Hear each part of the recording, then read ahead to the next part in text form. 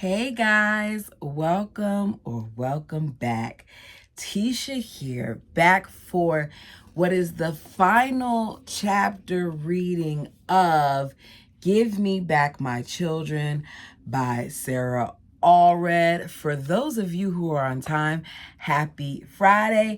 For the rest of you, happy whatever today is. Because you all matter, and I hope you're having a good day.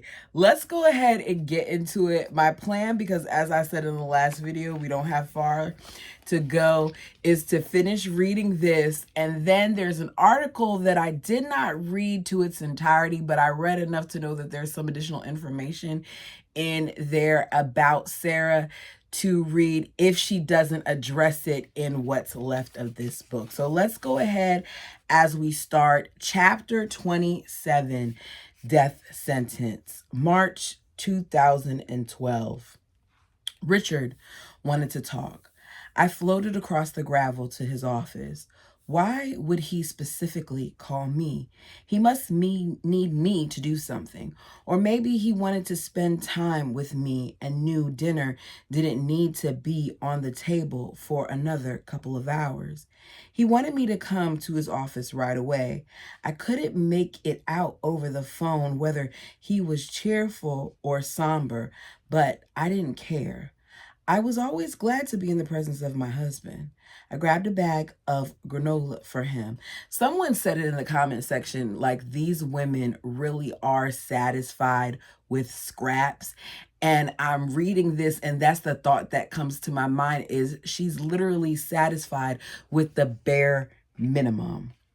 Sometimes Rich would eat it by the handfuls, and other times he'd pour milk over it, but he loved granola.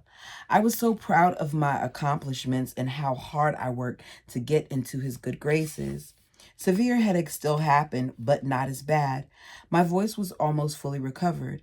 This morning, I could comb the front of my hair without my husband experiencing too much pain. Okay, I haven't read this in a couple of days. So I'm reminding myself that she had that severe accident where she had a concussion amongst other things, very, very serious condition to the point where it takes her a long time to get ready and she can't do some things without assistance. And she has overheard him acting like she's a nuisance. But here she is, happy to just be in his presence. Mara combed the rest of my hair, but I felt proud I could at least do the front. I didn't need oxygen at night for a few weeks now, and I could breathe a lot better. My midsection wasn't as tender as long as I didn't get cold, which was starting to happen because I forgot my coat. It didn't bother me. I was too excited to worry about that. I was going to see Rich. It would be personal quality time. The heavy door closed behind me. It took me a second for my eyes to adjust to the darkness, so I went off memory and felt for the light switch just inside the door. I headed for Richard's office. The door was slightly open, so I stepped in. Richard wasn't there yet. Maybe he stopped to get a snack or went to the bathroom. I waited on the couch in his office, then got up to look around again. I didn't know how to be idle for too long. Of course not, when you're always working. Here she is getting over a severe injury where she almost lost her life, and she doesn't know how to sit still. When I started to give up and think he might not come, he finally stepped into the room. He didn't look at me. In fact, his head was bent. He had a phone in one hand and a pen and notebook in the other. The notebook to take down messages and notes from the prophet. The fact that this man uses that phone to communicate to these people and to tell them what they should and shouldn't do, and they actually do it, is insane to me. What is he gonna do? Bust out of jail and come and get you? But this is a cult, and they believe the things that he says. I jumped up to give him a welcoming hug and kiss, but stopped dead in my tracks.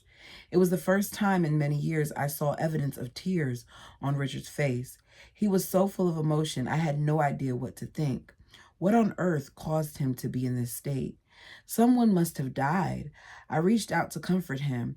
He held up his hand and stepped away from me. Probably like, His voice broke, and he said, "Take a seat." My heart nearly stopped. Did something happen in my family? My father had already passed away. Rich wouldn't be crying like this if my mother died. Maybe it was one of my brothers. My imagination went wild as we sat in silence. Richard was never at a loss for words, yet here he was, his voice full of emotion as he struggled for each word. "Sarah, I have a message for you. I need you to pray that you can see and testify this is the word of God. Ours is to not ask why, but to do or die." So the fact that he's telling her that already lets me know this is going to be a crock of crap. Because why do you have to give her that disclaimer before telling her the information?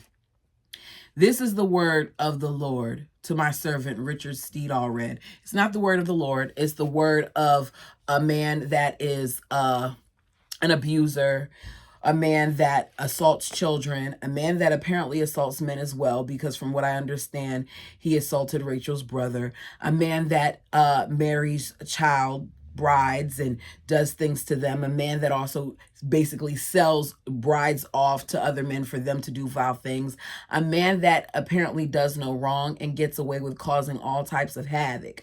That's who that man is, and that's just a brief explanation, but we'll continue.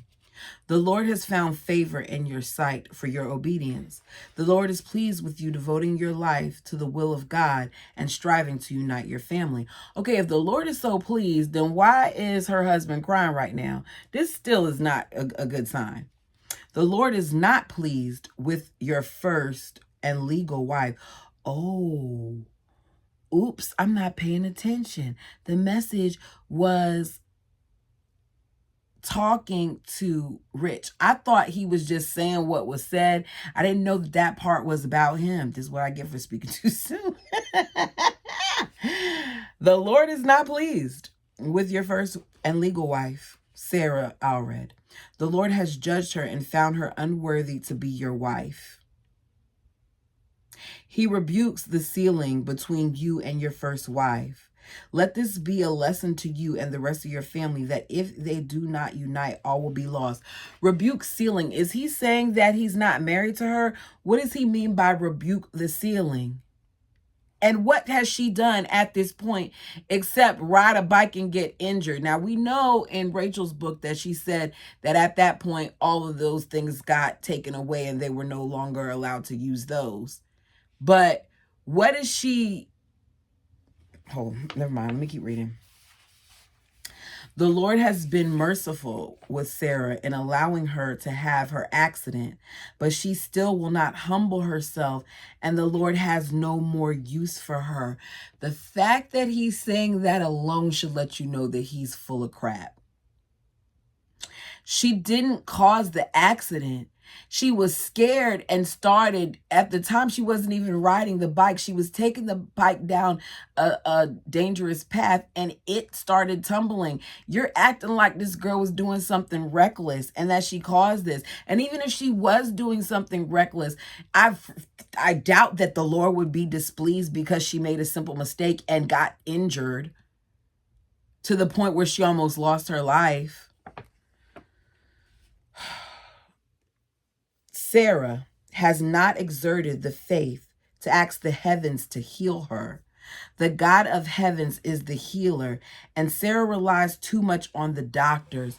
Oh, so she's being punished because she had to go to the doctor for something, and because his prayers didn't work, he's going to blame it on her.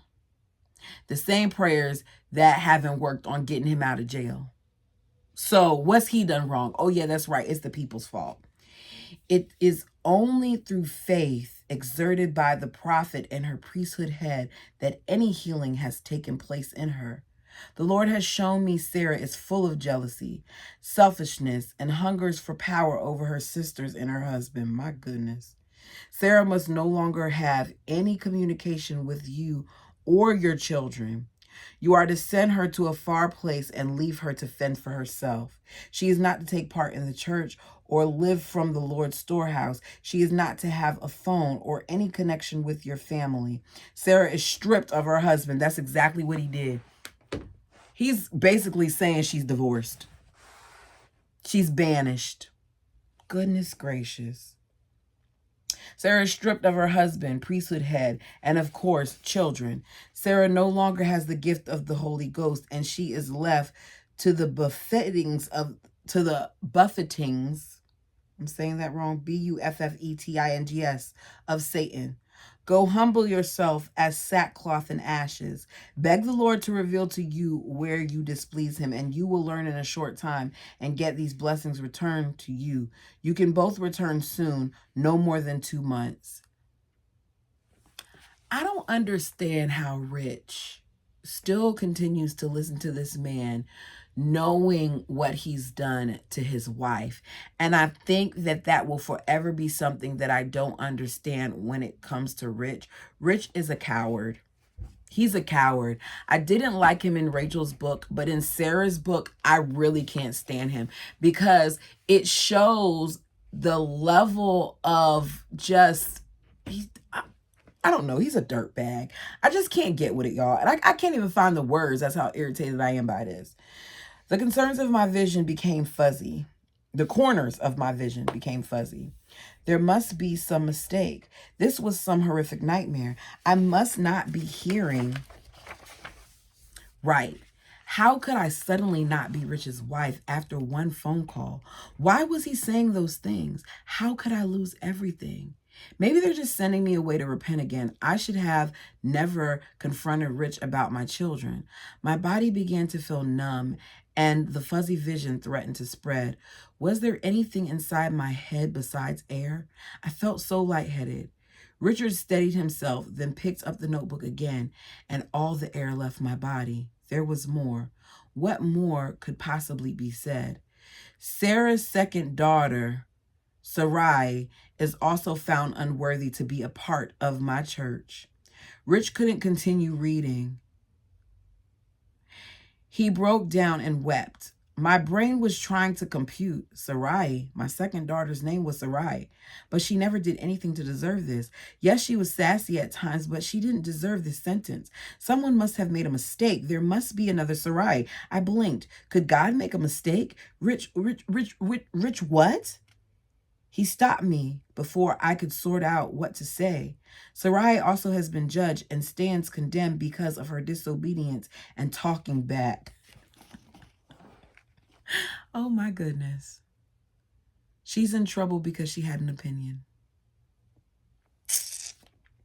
The Lord cannot use children who refuse to submit. She has too much of her mother in her, and this cannot be tolerated on my sacred land.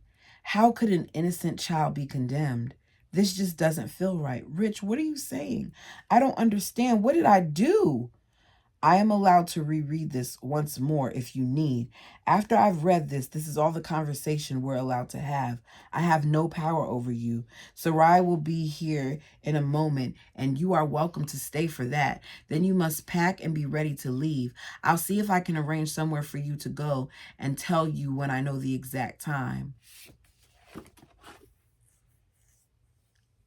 At that very time, I would have been finding the nearest phone and calling officials because I'm not going anywhere after that where you saying that I'm cut off even financially. I can't even get a phone. I'm not going anywhere without my kids. Sarai came and her father read her the message. Confusion and hurt traveled across her face. Both of us were so betrayed. I couldn't imagine saying those words to my 11-year-old child. Rich told Sarai to spend the rest of the day with him. Thankfully, he didn't push her off like he did me. When it was time to leave, I walked over to Rich. He opened his arms. Come, give me one last hug. I wouldn't be hugging him. I'm not built for this religion, y'all. I would be in so much trouble. They would have probably thrown me out after the second week because I'm not built for this type of stuff.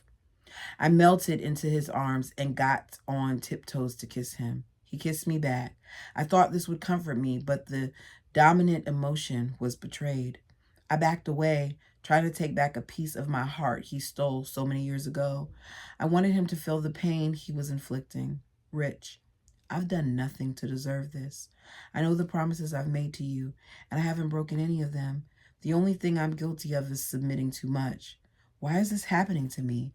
I can't take this anymore. I refuse to leave my children again. This will kill me and them. You have no idea how hard that is. You made covenants to me and our children as well. How can you take their mother away from them constantly? My voice was cold. I expected the fire in the fireplace to go out. Rich, I'll go, but I'm taking all of my children with me. He shook his head. If you try doing that, you will not only lose me forever, but you will lose them. It is important you follow the instructions, and I promise you'll be back before you know it.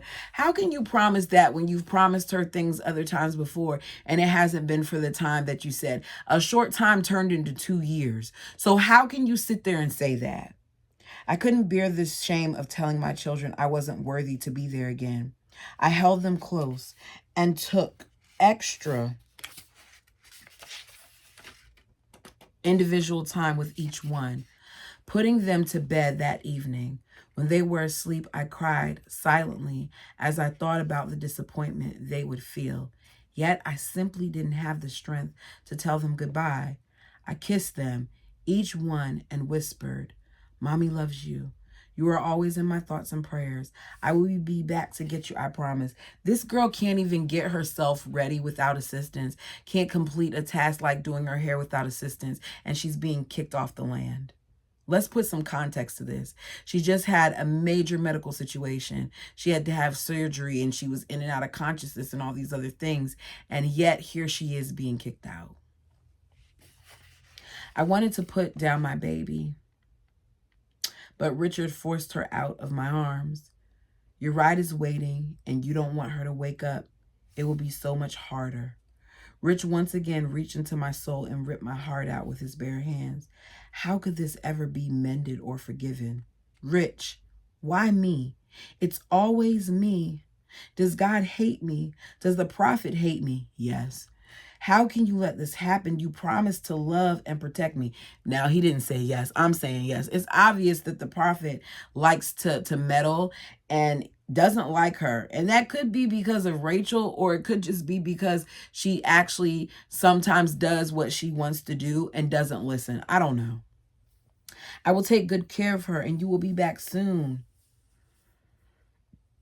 It did little to soothe the pain. He says this every time, but somehow this felt different from the other times. A deep nagging fear I tried to ignore told me I'd have to walk through fire to get my children back. It didn't matter what it took. I'd fulfill the promises I made to my babies. I kissed my 18-month-old baby.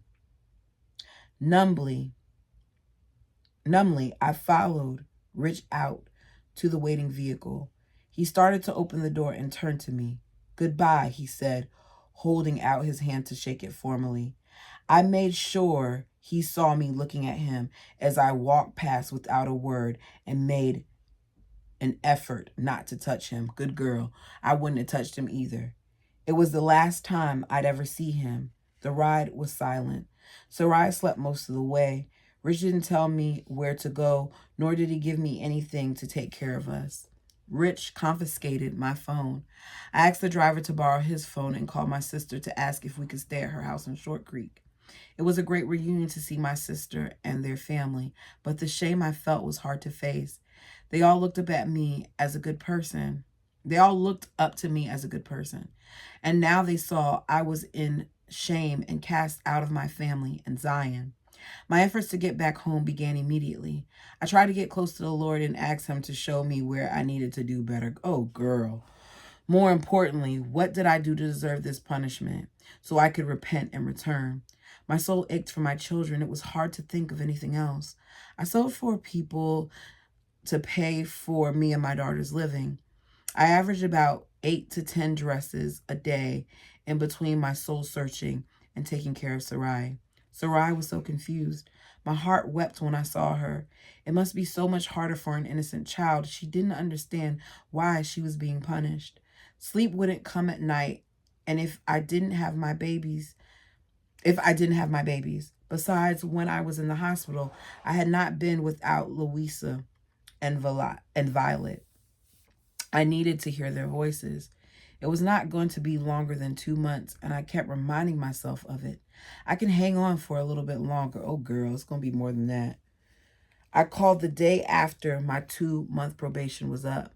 I borrowed my sister's phone and dialed Richard's phone number, wondering why I hadn't heard from him yet. Maybe I had been forgotten about, and I wasn't going to let myself be forgotten. The phone rang, and I waited. After the 4th ring, I heard his voice on the other line.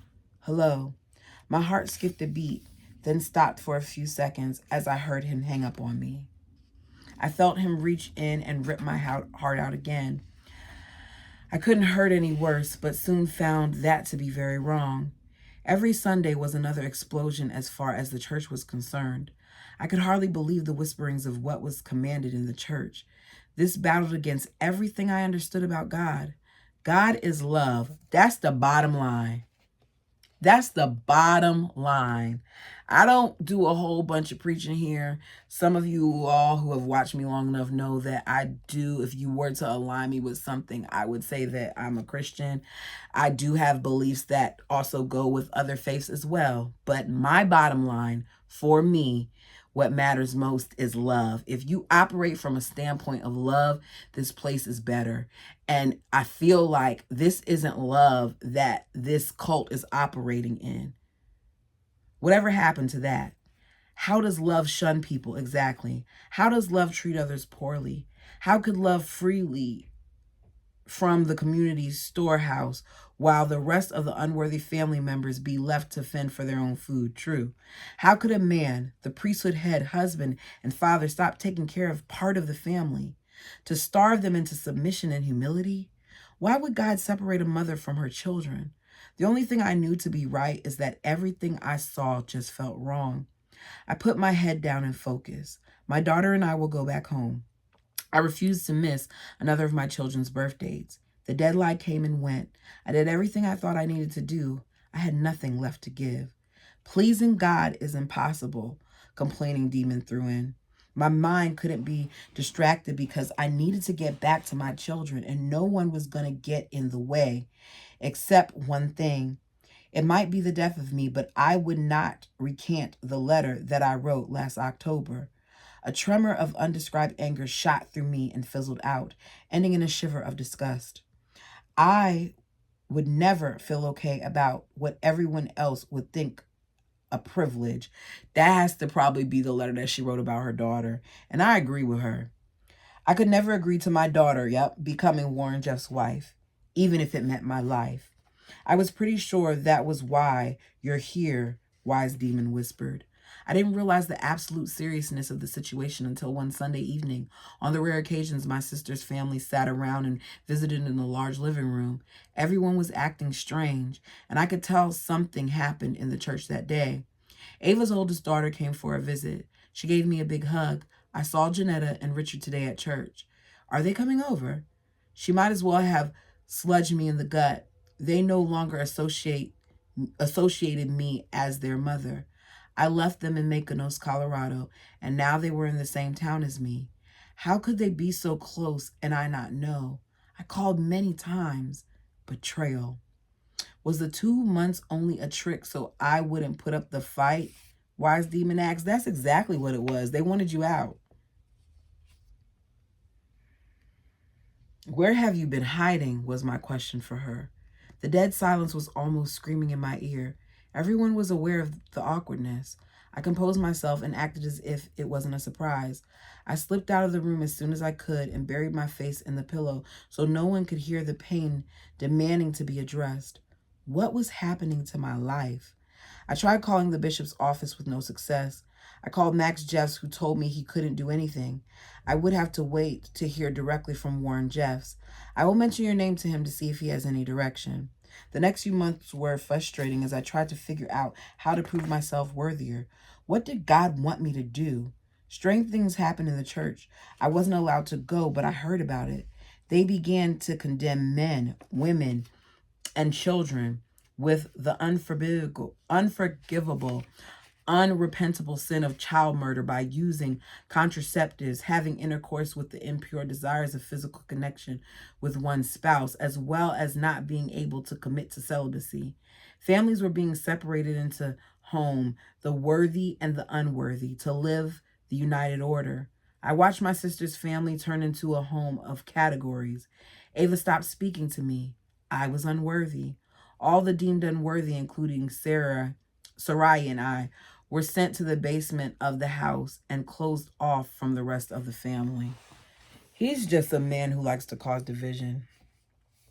Good people who I personally knew were being treated as if they were the vilest of human beings, accused of child murder. People who had no idea they even committed the accused crime. How could this be? I asked with no comfort in the answer. Was it true that the prophets said about the Lord revealing the secrets of our hearts that even we do not know? Some were accused of not fully confessing to the sins committed in their private thoughts and desires. No one would know them but God. I had to search deeper into my soul and dig up all the bad feelings and thoughts of my past, even if I thought I got past them. If I made myself raw before God, then he'd accept that repentance and give me back my children. I stayed up late writing a letter. June 17th, 2012. Dear Prophet Warren Jeffs, with deep humility I am writing this letter. The Lord knows my heart. I pray he will guide me to write in a way that shows I yearn for forgiveness, to be worthy to be called his daughter and a mother to the children he sent me. There is nothing I want more than to raise children God can use in the redemption of Zion. The Lord must be hastening his work and trying his people in ways to make us feel we will fall. There is so much I don't understand, and it feels conflicting to what I've been taught my whole life. I've questioned, how can this be? Is God not love? How can love cause so much pain and sadness? I know I have no right to question, so I'll put this on the shelf and hope one day he will make it known to me. My soul is raw, and I search even deeper through my past struggles. Though I feel I have overcome them, perhaps the Lord detects traces of evil. I will open my heart further, for I am determined to be his. In the past, I struggled with sister wives and didn't understand how to live plural marriage perfectly, especially when Mara came into our family. I felt like she was manipulative in Richard's life and ours. My family treats her like she's the head of the family. I entertained thoughts of how I wish she never entered my life. I was jealous of how she got Richard's attention. These feelings entered and disturbed my peace, so I have moved past them because I wish to prove worthy. In recent corrections being executed upon so many, I do not judge them, but realize many have no idea they were in the wrong. In searching my soul, I place myself in the shoe of others and see where my feelings may not be pure. I cannot believe that she is writing this long behind letter to this man who got his own issues. I find myself wanting. I never had any miscarriages or used any contraceptives. I never had intercourse without wanting a child or willing to have one. I've also never had intercourse while with child. I have been guilty of wanting more time with my husband when I was trying to get pregnant, and I have wanted to get pregnant because it was the only time I felt intimacy with my husband.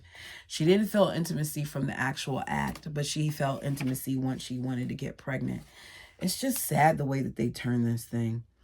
I have resented that I have high-risk pregnancies when everyone else in my home goes through them with little to no disruption. When one of my sister wives had a miscarriage, I had the evil thought that she only did so to get Richard's attention. Wow. Wow. Now that I'm surprised. It was evil of me to think, but I pushed it out and I repented then and there. Again, I am trying to make up for the sins and the weaknesses of my past because the future is what I want. Sarah Allred. It was a little more than a week after I wrote the letter. More importantly, it was a day before my 3-year-old daughter's birthday. I was desperate to be back with her. Whenever back was, just before midnight, I got off my knees and a strange feeling came over me. Not a good or bad one, just strange. I slipped into bed and Sarai snuggled up beside me. Peace took me, and I told myself something will happen soon. We can't keep living this way because this isn't living at all. A small slit of morning peeked through the basement window. I had already been reading the scriptures for a few hours. There must be some secret in those books wanting to magically jump out and solve the problems keeping me from my children. The strange, indescribable feeling kept gnawing at me. There was a light tap at the door, and my niece handed me a phone. My heart leaped. It was the first time in 4 months I got a call. "Hello," I asked. "Be at the meeting house at 10 o'clock," was the formal request. "My daughter? Should I bring her?" "No, just yourself." The line was disconnected. Finally, I got to go home. Answer to my prayers. My baby girl doesn't have to spend a birthday without me. The indescribable feeling finally had a definition: excitement. I pulled up to the meeting house, and my heart nearly jumped out of my chest. Richard's truck was in the parking lot. "It's happening. What would I say?" The prophet said no physical contact, but how could I not throw myself into his arms? I'm sure they understand and know it was impossible for me not to. My mind raced as fast as my heart as I pushed the doorbell at the south side of the church house. Someone with no expression ushered me into the foyer. I waited there alone, trying not to think about the video cameras in the corners of the room. The door opened, and the same expressionless man motioned me to follow. He took me to the side room. I expected Rich to be there, but I was alone. I stood at the door, too excited to sit, when I heard a noise. I peeked around the corner and saw Mara coming out of a room across the hall. We shared a hug and passed greetings. We heard a door open, then close. Mara turned and stepped out the room. My heart leaped. She was giving me a chance to see Rich privately, and I was grateful. I stood there nervously, anxious, waiting for the reunion. A door opened, then closed, then silence. I had no time to be puzzled because expressionless man motioned me to follow him again. Rich must be one waiting behind the door. The man opened the door slightly and spoke to someone inside. "This is it. I get to go home to my children and return to the church." I stepped into the room and sat on the chair across from Max Jeffs and Brian Jeffs, both younger brothers of Warren. I knew them both well, but was greeted as a stranger. "Where is Rich?" I asked. Something felt wrong. There was a darkness like a black cloud covering the room. I felt no peace, only fear. Max had a lack of emotion on his aging face. He looked like Warren Jeffs. Max had a thick stack of papers with a staple holding them together. He was halfway through his reading. It must be a familiar revelations I saw so much of in the past 10 years. "The Lord commanded the prophet that I should not sleep until my word is executed to his people." Max had a thin, monotone voice. "This is the word of the Lord to my servant Rich Allred and his former wife, Sarah." Former wife? It hit me hard. Max continued talking, but the clouds forming in my mind couldn't process the holy words of God. This was the most confusing revelation I heard yet. "To a lone place forever." Max stopped reading and looked at me, waiting for a response. I shook the fog from my mind. I did not understand. "Could you read it again?" The same monotone voice began again. The fog threatened to take over, but I needed to focus. What was he saying? I could only pick up snippets in my state, but it was enough. "Former wife Sarah is guilty of unborn child murder. Unworthy to be in my church. Must leave children with my priesthood or be guilty of their blood on their hands. To a lone place forever. To get out of Utah and not go past the Mississippi River, never to return." I blinked. This couldn't be happening. She didn't even have... Oh my goodness. He's using her complications from her pregnancy against her and accusing her of the same things that he accused other people of.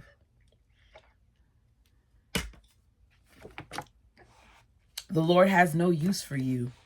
Your only peace will be that you have left your children in the hands of God and the priesthood." Don't leave your kids, girl. "They were born and raised in this day and time for the Lord's work. Sarai is to return to the family, and Sarah is to leave immediately." "Max, I don't understand. I've never had a miscarriage. There has to be a misunderstanding. This is the word of God through his holy prophet Warren Jeffs, but that is all I am instructed to say. Now you must go pack and leave." The door opened. I was being ushered out. I was handed an envelope with some cash and keys to a car that would be dropped off when someone arrived to get Sarai. "Within the hour, you should be driving out of Short Creek." I need to see my children. I can't leave without saying goodbye. These were the words I selected in my mind. I was demanding they give me back my children. I couldn't breathe. Where were they? I had no idea. What would we do? I dealt with money enough in the past to know there was little in the envelope, barely enough for me to get by, let alone with my 6 kids. As soon as Sarai came, she ran to me and began to wail. No, Mom, you are perfect. You're the best mom in the world. We can't live without you again. There were tears in my eyes I couldn't control. My voice was rough, but I had to talk to my daughter. I had to talk to her one final time. Give all the children a hug. Violet and Louisa will be so confused. They may not remember me well because they are so young. Tell Andrew and Isaac to pray and have faith. Rub Isaac's back whenever you can. Keep listening to my voice. Hide this picture and show it to them every night when you kiss them goodnight. Tell them that this is Mother. Sarai, they may tell you bad things about me, but remember how you felt. Believe it. Tell them I love them with all my heart, and no matter what, I will be back for you. Tell Janetta to take care of my babies. I'm trusting you to keep them safe until I return. Never forget, I love you to the moon and back infinity times, and my arms are wrapped around you always. That's how the chapter ends, y'all. Hopefully this epilogue will give us something. The Awakening, August 2014. The lack of their presence startled me more than the silence. I opened tear-filled eyes as my deepest fears met reality. How could I be in such dire state? My head reeled as the numbness of my situation wore off and life hit me. A little over 2 years ago, I was a happily married mother of 6 beautiful children. I tried to do everything right, being a righteous woman of faith, obey and listen to my husband, serve my sister wives, keep sweet. Now they were gone, my children taken, everything taken. What did I have to live for? My eyes adjusted to the darkness. The sensation of the aching loneliness struck my entire being like lightning. Pain threatened to rip my soul again, but I felt a small ripple of movement. My hand moved selfishly over my growing tummy. No, I have you. You are all mine, and no one will ever take you from me. You are all for me and no one else. I will never let anyone harm you. You have 6 siblings somewhere on this planet, and I am going to find them. They will love you too. Footsteps overhead brought me back to the moment. Feeling my way through the dim hallway and up the flight of stairs, I found the kind and confused Mr. Jackson. I led him back to his bed where his beloved wife of 65 years slept soundly.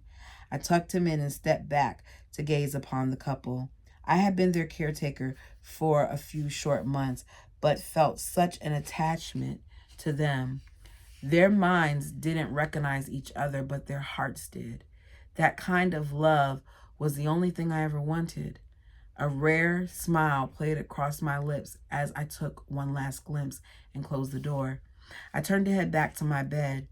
His face flashed through my memories. His smile, his touch, running my fingers through his sandy brown hair, looking into those sparkling blue eyes that held me captive the moment I saw him. I protected him and stood by his side since I was 18 years old. I realized too late he wouldn't do the same for me. Husband, children, why did God give them to me only to rip them away, leaving me with nothing? Who is God, I thought. He was supposed to be there for us.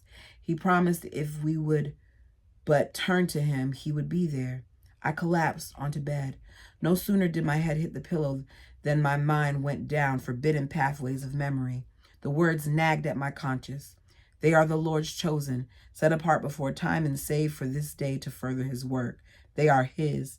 If you try to take them, you will not only take them from God, but you will commit the unpardonable sin. Their bloods will be on your hands. That's part of the problem, is that a lot of them are scared into thinking that by them leaving and if they take the kids, that is condemning the kids, when really it's setting them free. If a mother loves her children, truly loves them, wouldn't she want the best for them? Wouldn't she want them to have eternal happiness and joy, even if it meant to suffer the darkest and deepest pain? Something else nagged at me, something deeper. A small voice said, "No, this isn't right. I need to turn these thoughts off and go to sleep." I picked up my phone, plugged in my earbuds, and turned on the radio. Sleep crept over me as I listened to Sarah Bareilles singing Brave. I don't think I said her last name right. Bareilles. Is it Bareilles? You all know the spelling's down. I just said it because I know I'm butchering it. Voices in the distance cried out, "Mommy, I need you. Come get us." I run faster and faster until I see them. I reach out to touch them, but they disappear. I fall to my knees as agony destroys me all over again. Noise. I turn toward the sound. A door opens. Instantly, I am there, seeing a small form. I rush to the side of the bed as I draw closer to the body. I recognize my baby, who I haven't seen for 2.5 years. She isn't breathing. I hear a cold, heartless voice. "You are too late. She is dead." I cry out in pain and reach for her lifeless body. I must take her before anyone sees. I must find the others. Please don't let me be too late to find the others. I looked in the distance for 1 second. My baby no longer in my arms. How much longer can I fight? Darkness, I can't see anything. I am lost, alone, and afraid. I hear them calling. Where are they? I cannot move because of the pain on my chest. It feels greater than what I can endure. "Mommy, I need you, Mommy. Where are you?" I cried out. "I cannot find you, Mommy." I hear their sobs. I am powerless. How can I rescue them when I feel so lost myself? The pain and weight on my chest, I need to get it off. How? The pain is not physical. It burrows deep into my soul. My babies are calling me. I must get up. They cry and call for me. Their cries are louder and their sobs harder. It gives me strength to muster the power within me to conquer the demons holding me back. I'm up, running, closer. I see them now. Their cries give me speed. My sweet angels are in separate places. It is a maze of glass walls. I see all 6 of them, each standing in a puddle of their tears. I run, reaching out. My hand hits the glass walls. They see me and my start to despair. "No!" I scream. "Come back! Mommy is here! I will save you! Come back!" I run. I scream. I smack into the glass wall, separating me from my precious children. I woke with a start. My eyes wet again. I reach out to feel their warmth. I never sleep alone. They always sleep with me. Where are they? Why am I the only one in this bed? I feel a stab to the heart, twisting back and forth as it cackles. How do you forget? How could you forget? Memories flooded back. When was the last time I felt little arms wrap around little sloppy kisses on my cheek and me? When was the last time I responded to the word mother? How much longer can my heart go on? Every night I fall asleep and hope to never wake up with the pain in my heart so intense it hurts to breathe. With every intake, I wondered, hoped if this could be my last. I wanted to scream. For the first time, I didn't want to keep sweet. I hated that phrase. All it's ever done is make me vulnerable, give others power over me. The horrific things I experienced, I kept to myself. I was sworn to secrecy and was suffering for 34 years of decisions I let others make for me. I wanted to feel anger. I wanted to scream at the top of my lungs. I wanted to curse God and die. They have no right to do this. I didn't deserve this death sentence. I reached over with my right hand and picked up the pillow and buried my face to muffle the sound. I let out all the pain, anger, and hurt I had been holding on to for so long. I lay there, a grown woman, kicking and screaming like a 2-year-old. It felt good to finally let go. I wiped the tears away. At the same moment, a voice strong, demanding, and clear cut through the blackness. "It's time. Go get them." I gasped. I never took control of my life before. Taking control meant I had to stop being numb. I had to be the numb listening to Warren Jeff's teachings. I had to be numb listening to Warren Jeff's teachings. No, I had to take back my life. The ball and chain slowly loosened. The freedom gave me more power than I ever imagined. My hand moved protectively and lovingly over my small tummy. I thought you would fill my heart with comfort, my little one. Instead, you gave my heart greater capacity. All hell cannot hold me back from finding your brothers and sisters. I dare anyone to try.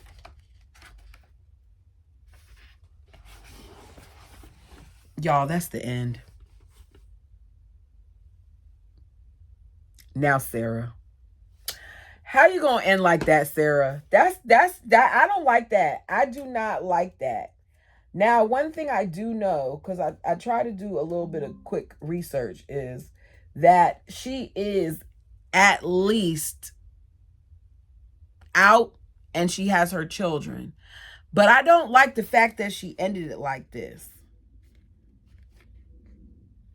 Here's a picture, and I'm going to assume that that's her with her children. It doesn't say, but obviously they're not in the clothing that they would be in. But I'm mad at that. I'm mad at that. Okay, about the author. Maybe this will say something else. And then I'm going to go into an interview that I read a little bit of. Hopefully it's good, because I literally only read a little bit of it. About the author. For 2.5 years, Sarah was without her children in the outside world. She had been taught to despise and fear. Okay, so we know it was 2.5 years.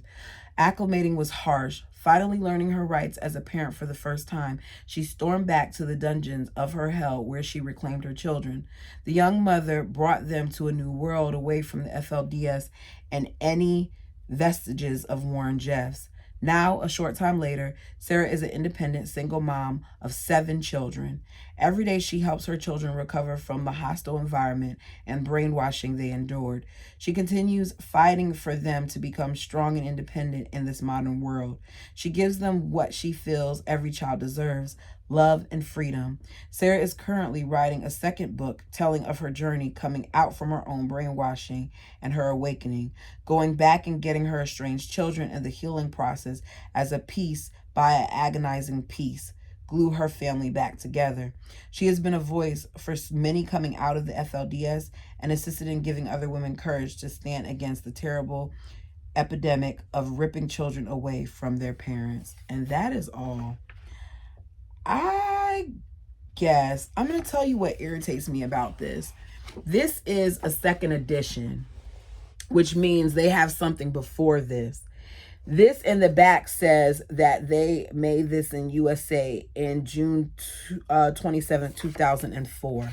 Why couldn't y'all have given me just a little bit more information? Especially because the copyright for this is from 2018. So that's all we're going to get. That's how we're ending it. For that alone, Sarah, your rating just went down. Okay, y'all, if you've been here long enough, you know this is the part where we rate how we felt about this book. You don't have to give us an explanation if you don't want to, but this is where I can basically see who was really here for the whole thing, number one, and two, what you think. Because of the ending, because I feel like we spent all that time talking about other things, and then we get to the part where we really, really want to get some meat and we're left hanging, I'm going to have to give this a 3.9. Sounds kind of harsh. The scale is 1 to 5. The only reason why I'm not giving it a 4 is because I think that there's a lot that she left out. Now, she did give us a lot of context, but there's some things that I was expecting to hear from her that we just didn't hear.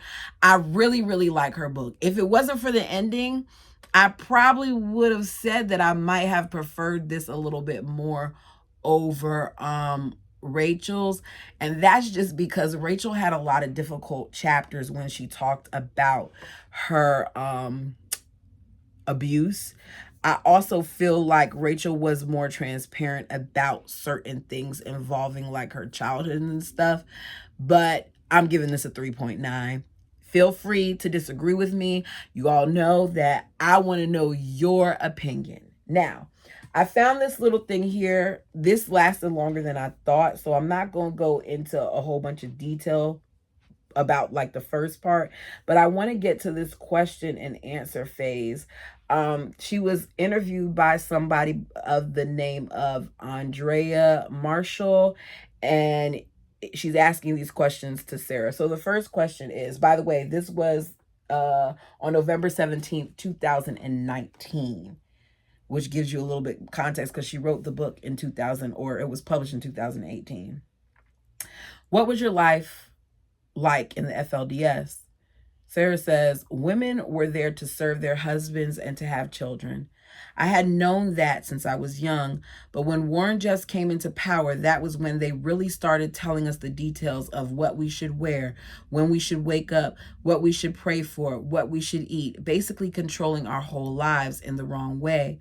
I think that's why a lot of women just don't speak. With me, it felt like my kids were how they controlled me, because if you don't conform to everything that's required of you, then your children will be taken away, which makes me feel like a lot of the stricter things that happened were because of Warren. She just basically said it. Which is what they did to you, right? She says, yes, they did before I finally left.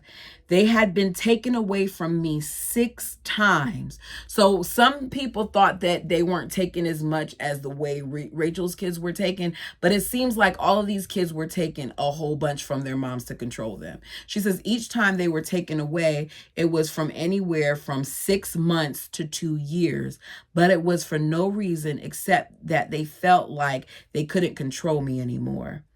Tanya Tewell adds, or they said you were not fit to be a mother, which is what they told a lot of my other clients as well. Now, I might be saying her name. Is it Tanya?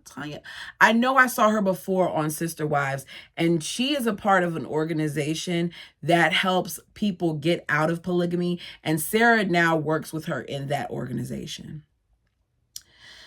Sarah says, yes, that ultimately is what they told me, that and that my children were meant for greatness and that I wasn't worthy to raise them.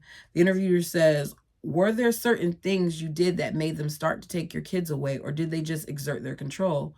She says they did it to exert their control. I remember most of the time I was so baffled. I didn't understand what I had done or if I had done anything. Sometimes you were given a reason, sometimes you weren't. Most of the time, though, I was told you have to suffer because somebody has to atone for the disunity of the family. And I was the one that was chosen for that.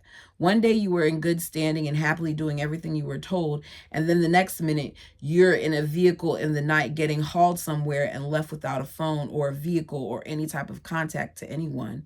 There was usually a man that was supposedly there to make sure you had the food you needed. They were called caregivers, but they were really just there to make sure that you were doing what you were supposed to do and to report back to Warren or my husband. I didn't know how much abuse it was until now, really. And that's exactly what it is. It's abuse. It doesn't always have to be physical in order to be abusive. Question is, with so much psychological, physical, and SA in the community, why do you think so many women have stayed? Sarah says, because they do not realize how strong they are. Because their whole lives, they were told that they were weak, that they didn't matter, that they had to have a man control them to survive and take them to heaven, and that you couldn't get to God without going through a man. You have everything taken away from you, not only physically, but mentally. Call me a feminist or whatever, but I believe the reason why men work so hard to control women is because women are so powerful. That we are. We rule the world, and we would if all of us knew it. And men can't afford to let that happen. What changed for you? What was the moment you realized how strong you are? What created that power in you and your decision to leave? Sarah says, I actually was kicked out and told I wasn't worthy to be a mom and that I wasn't worthy to be in the community. So they no longer had any use for me. I'm glad now, though, because my greatest child became my greatest blessing. But at that time, it wasn't my choice, and it took me a couple of years of hell to actually get over it. She says, after you left? Sarah says, yes. I was still so brainwashed. It wasn't until I was gone for 2 years that I took off my underwear, unplugged the recorded readings and Warren Jeffs teachings, and just stopped. So even after she was kicked out the way that she was, she still was trying to stay connected to their faith. It was like an addiction or something. It was like he was plugged into your head at all times. So you didn't know what your heart was telling you. And even if you did, you didn't dare listen to it. For me, it was like a aha moment where I wasn't going to take this crap anymore. I could either die of a broken heart or loneliness and let them win, or I could stand up. I saw around the world that women were being powerful, and it was very inspiring for me. Why did they kick you out? She says, my oldest daughter was being groomed for Warren Jeffs, and I realized that when he went to prison. Going back to when she was a young girl, his whole family, everyone just knew that she belonged to him. But when she was 6 years old, Warren got taken to prison, and I just happened to be in a place that I wasn't supposed to be, where I saw something I wasn't supposed to see, and I realized that Warren Jeffs' wives had been taking young girls from different families and grooming them for him. That night, I had a nightmare and woke up and wrote a letter to Warren. We read it. I told him I would never condone that. Ultimately, I believe that rebellion I showed is why he wanted me to leave. So they accused me of child murder. We were always told the only way we could lose our place in heaven is if we murdered someone. Okay, that makes sense now why he accused so many people of that. So they started telling women who had miscarriages or even used birth control that they were murdering their children, even though I hadn't even had a miscarriage. Part of why I started writing my book was because I wanted to leave a legacy for my children about each fight I went through to have each of them here today, including that accusation. After they kicked me out, they told my kids that I had tried to abort them, and when that didn't work, I tried to kill them. That was probably the hardest thing I had to deal with because my children were turned against me. That's so messed up. And it just goes to show you how cunning they are and how much they disrupt things. Why say all of that? Why not her leaving being enough? Now you want to make the kids hate her. And it makes me wonder what they did to other families. The next comment is, let's talk about the clothes. I know there are 4 or 5 layers of undergarments. I did not know it was that many under the dresses. And I can imagine that they would be very uncomfortable, especially in Utah. How did you feel with it? Sarah says, it was the only thing I knew to wear, but it did get stricter and stricter to the point where they would even choose the fabric that we could use and the styles we could have. I mean, I wore underwear that was a one piece that covered up my entire body except for my hands and feet all the way up to my neck. That was originally called a temple garment, but they put it into effect so that women had to wear them all the time. We also had to wear a slip that did not fit the form and panties that were full figure, meaning they had to fully cover up your body so you could not see any skin. What? Even if you didn't have a dress on. And of course, we had to wear a bra. But it got to the point where the bras had to be specifically made. They couldn't be made by the church. We had to wear like 4 layers of clothing every day. That is terrible. She's asking about the education. We were taught that the outside world was wicked, that they would harm us. We were taught to fear it in every way. When I was growing up, we could freely go shopping and went to fairs and carnivals and to the lagoon. But as we got older, partaking in anything of the outside world made it so that you were not in good standing. It got to the point where you could not even step foot in the outside world, wear any clothes or eat any foods that were made or processed outside of the community. We remember that because Rachel talked about that in her book. It got so bad that they said if you were to even walk into a store and glance at a newspaper or tabloids or whatever, the devil would take over your mind and body and you would be excommunicated. They told us in church about a man who read the front page of the news article and got his family taken away. That's crazy. This was around the time Warren was in trouble and on the run, so he didn't want anybody to see what was happening. She said, exactly. We didn't even know at that time Warren was being prosecuted and what for. We were just told that it was a religious persecution, that he was the devil trying to halt God's work. Question asks, when he was eventually arrested, didn't he blame community for not being faithful? She says, yes. We were told that he was in prison because of our lack of faith. He blamed everybody else. So you had people starving themselves, fasting in prayer. He would have days, even up to a week at a time, where he would call on a fast for him to be delivered because things were getting so bad and it was up to us to deliver him. It was such a mind game. But he not only got more powerful, he got even meaner because he was suffering. He was going to make sure that the rest of us were suffering as well. The interviewer says, there's a phrase, keep sweet, that he made kind of his mantra, pertaining to the idea of everyone living in perfect harmony. But what did that phrase imply for women in the community?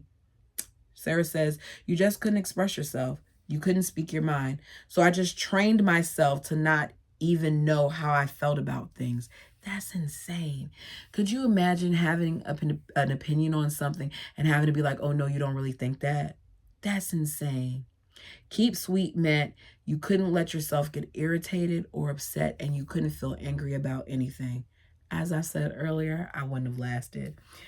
I also read that people in the community are often denied medical treatment. She says, yes, partially. You were deemed as not having enough faith. You were treated like you were possessed by the devil because you had a sickness. Or if you were a mother and had a child that was sick, you did not exert enough faith for them to be healed. So you were not a good mother.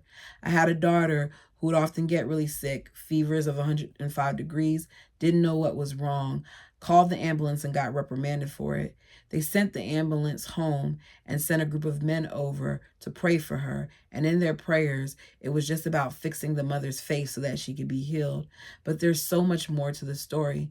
I eventually, rebelling to the consequences of getting punished, got her tested, and she had one kidney that had stopped functioning. It was killing her other kidney. She never told us whether or not she got the surgery, unless I'm forgetting, because I went and had them take care of her with surgery to remove the kidney. Okay, so she did get the surgery. I was called rebellious and got shunned.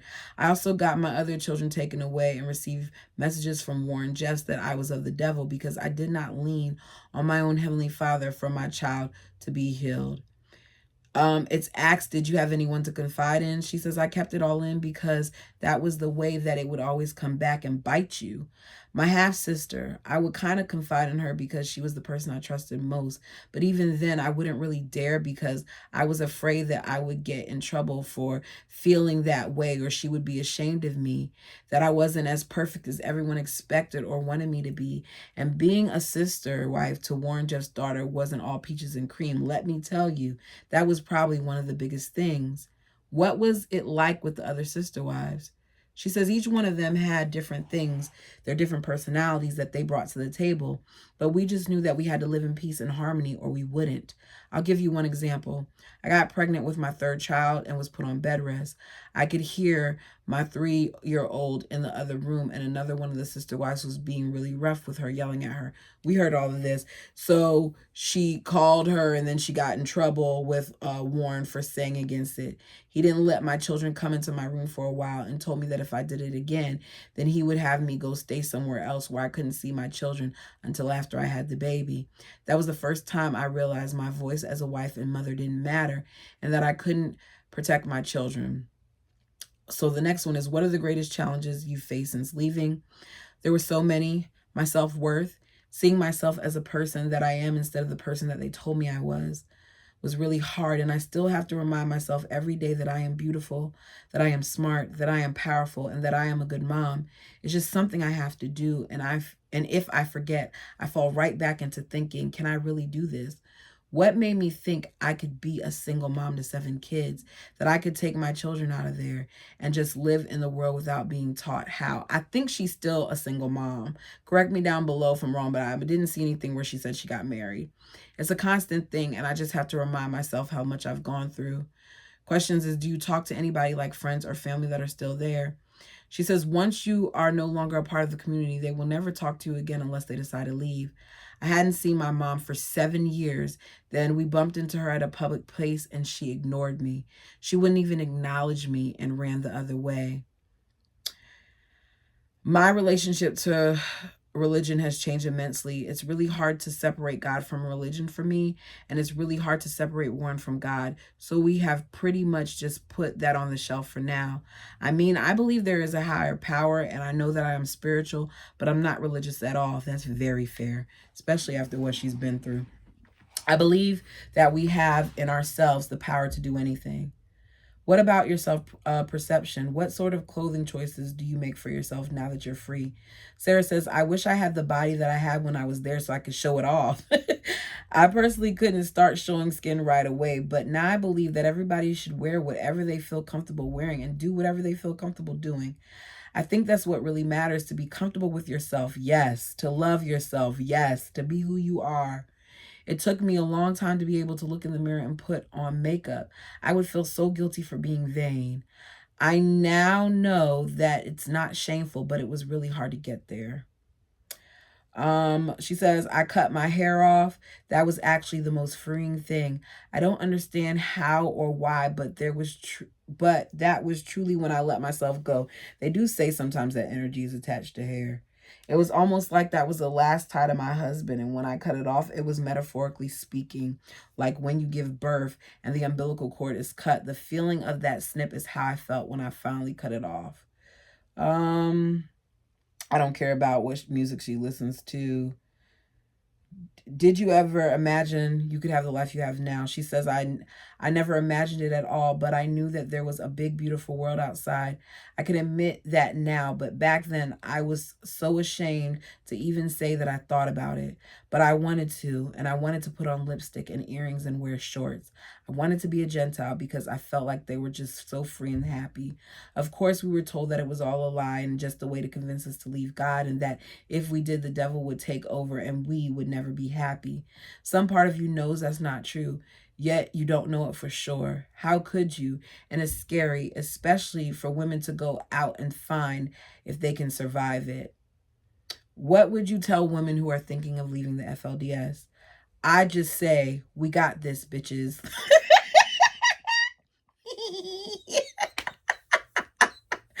Oh, goodness. Her mouth. But I love it because that's her truth. She said, I'm just joking. That's a loaded question. But if I live through the things I lived through, anyone can. It's the fear that holds them back.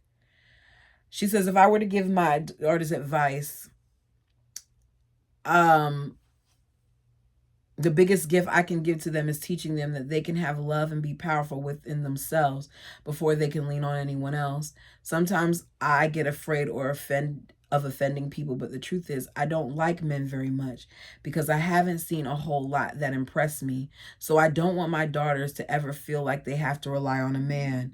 And I want them to listen to their hearts, because your own heart will never lead you astray. That might explain one of the reasons why she's still single. It sounds to me like she's really doing the work to get herself healed. There's more to it, but I'll end with this. What do you want people to take away from your story? Excuse me. There is strength within us. I claim my power, but I survive by realizing every day that I can do this. I believe that because of the path I walked, I was nothing. I had everything taken away from me, physically, mentally, and spiritually, and I would never imagine being able to live to tell the tale.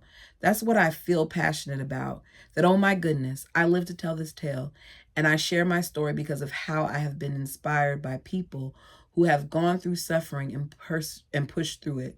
While we're all different, the experience we have, the demons we have, the dark past we all have our own things that make life hard. That's true. But if we just keep going, there's bound to be something. I never imagined I would ever see my kids again, but now we are just a beautiful, crazy family.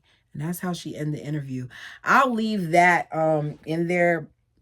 I'll make sure that I link it because there's more to this interview. There's even a part up the top, and there's people that you can click on and information that you can find out. But I'll make sure I leave it there because I didn't read every single question. I think that one of the things that I also read is at some point that she had to fight to even get the birth certificates for 2 of her kids after she got them back. So it wasn't like she easily went through this. And I don't even know if she ever did complete the second book. If she did complete it, let me know in the title. As a reminder, we will pick up with our new reading on Tuesday, Black Cake. I'm excited. I'm looking forward to being out of polygamy streets for a little bit because y'all, we've been going through it. I'm not saying that I'm done completely because I do enjoy learning more about these people, and I think it's important that we shed light on it because it's just beyond our understanding. I can't fathom all the stuff. I know the Kingstons is another one that's a hot mess, but eventually we'll get into it. Don't forget to let me know what you thought of this. thank you all so much for joining me. We finished this book a lot faster than I thought we would. Overall, it was a good read. I know I rated it low, but that's just because I was mad because she didn't give us more. It was a good book. I know I said a 3 something, but I give it at least 4 stars. Until next time.